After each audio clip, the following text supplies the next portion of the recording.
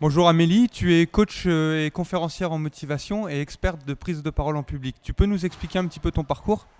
Mon parcours, il a commencé avec 17 ans d'aide humanitaire, où ma passion, c'était d'aider ceux qui ont mal, hein, ceux qui sont dans la détresse et ceux qui ont besoin d'un coup de pouce et d'une main tendue à un moment pour pouvoir rebondir dans la vie. Et il y a 4 ans, j'ai décidé que j'avais autre chose à donner ou à donner de façon différente. Et j'ai quitté mon travail dans l'aide humanitaire pour continuer toujours cette passion d'aider les gens à partager leur message, à donner tout ce qu'ils ont à donner, mais cette fois-ci au travers de la prise de parole en public. Donc je fais effectivement des conférences de motivation où j'anime les gens à révéler ce que j'appelle leur diamant intérieur, c'est-à-dire ce potentiel unique que nous avons tous et que je crois que nous avons le devoir de faire briller. Et j'aide les gens à libérer leur parole. Est-ce que tu as une passion en dehors justement de la prise de parole et du développement humain au travers de ce fameux diamant? Ma passion, je dirais, ce sont les gens, la vie, ce qu'il y a au-delà de la vie aussi, c'est d'explorer ce que nous avons tous à faire, pourquoi nous sommes là tous les deux aujourd'hui, qu'est-ce que nous avons en commun, qu'est-ce qui nous amène, qu'est-ce qu'on va donner, recevoir. L'humain me fascine, l'humain dans sa dimension même au-delà de l'humain. Donc ça, c'est ma passion. Donc, en quelque sorte, une forme de dépassement de soi, une forme de défi, d'inspiration et de dépassement de soi, c'est ça? Oui, et puis c'est arriver à comprendre en fait un peu le pourquoi nous sommes là, pourquoi nous sommes venus, et pourquoi je suis venue comme je suis, que ce soit physiquement, spirituellement, émotionnellement, et pourquoi je suis là. Alors, on entend tout ça, mais la prise de parole en public, c'est quand même quelque chose qui fait peur à beaucoup d'individus, soit par manque de confiance en eux, soit de la peur du on-dit. Enfin, il y a beaucoup de peurs qui gravitent autour. Et qu'est-ce que tu dirais justement à une personne qui a un message à faire passer, mais qui a trop peur de parler en public justement pour faire passer ce message? C'est normal d'avoir peur.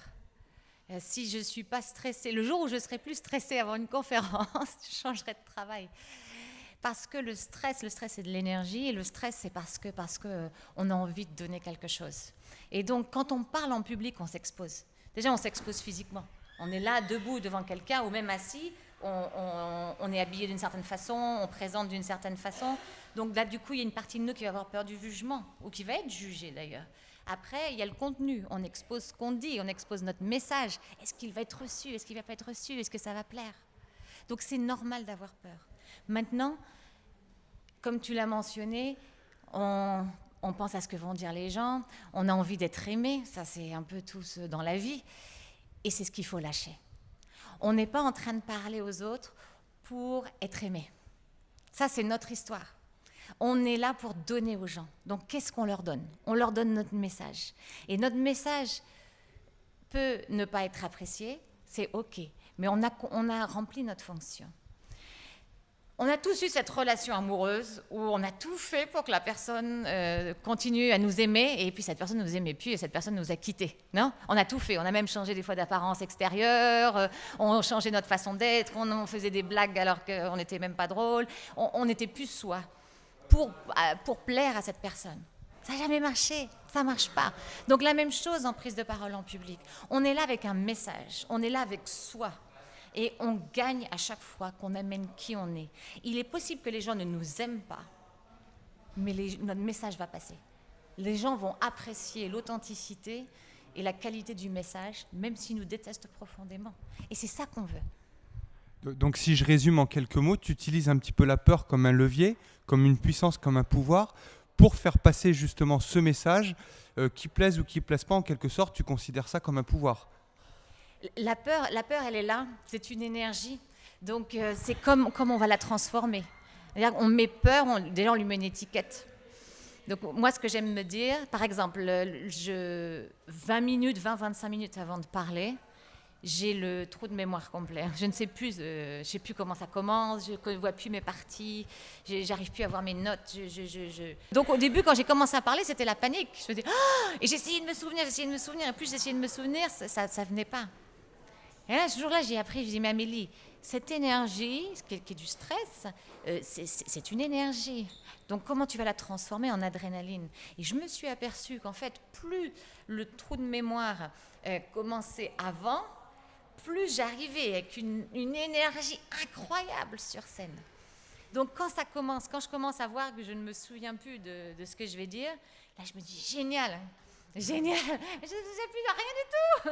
Donc je vais avoir une pêche incroyable. Amélie, c'est super ce que tu exprimes parce qu'en général, les gens ils se voûtent quand ils ont peur et toi, en fait, au contraire, tu exploses et tu sors ton énergie, tu te grandis. Donc, ça, c'est un beau message déjà que tu fais percevoir.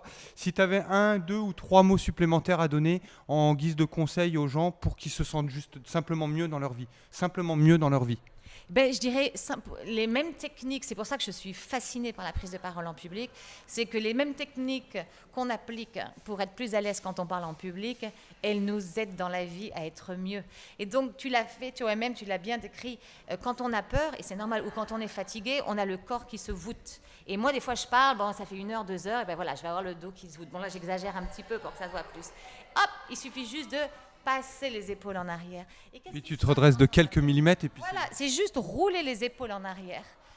Et déjà quand on est là, même dans la vie, on est dans son pouvoir, on se sent plus grand, on se sent plus beau, on est. Voilà. Et donc du coup aussi quand on parle en public, on donne l'impression à son public de quelqu'un qui est en confiance, de quelqu'un qui a quelque chose à donner. Parce que quand on est fermé, on est fermé. Là on est ouvert. Donc ça c'est fabuleux. Et autre chose qui est absolument magnifique, c'est le sourire. Bah, Amélie, un grand merci parce que ton message, c'est du diamant justement, un beau diamant.